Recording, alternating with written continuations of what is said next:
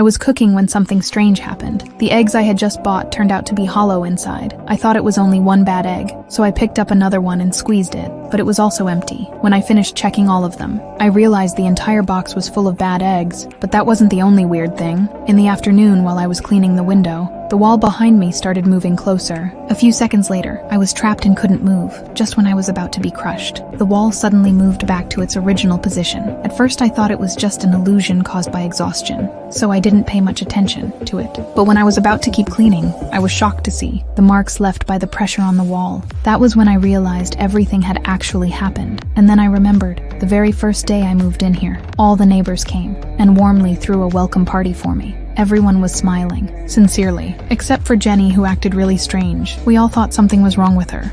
We shouldn't be here. Because this was said to be the happiest community in the world. It was built by Frank, who spent years perfecting it, and every time a new resident moved in, he would generously give them a big villa and a top-tier luxury car.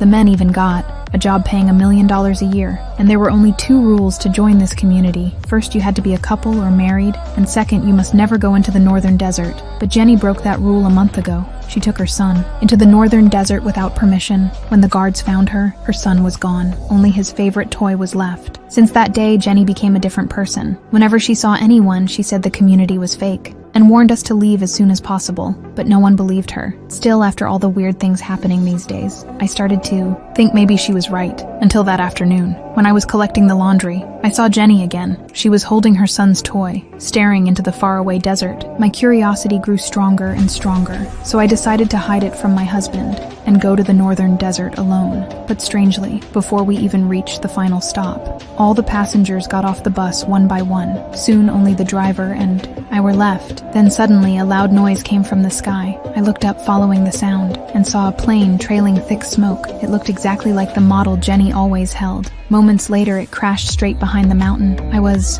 terrified by what I saw, so I told the driver to stop and asked him to drive there to save people. But to my surprise, he looked terrified. He said that area was a restricted zone and he couldn't drive there. Seeing him refuse to move, I grabbed my bag and ran toward the crash site alone. I didn't notice the warning sign nearby, saying danger ahead. As I got closer to the desert, something eerie happened. The plane had clearly crashed there, but there was no trace of it anywhere. The farther I walked, the more desolate it became. Before I knew it, I reached the bottom of a small hill. At the top, there was a circular structure, so I decided to climb up and look for help.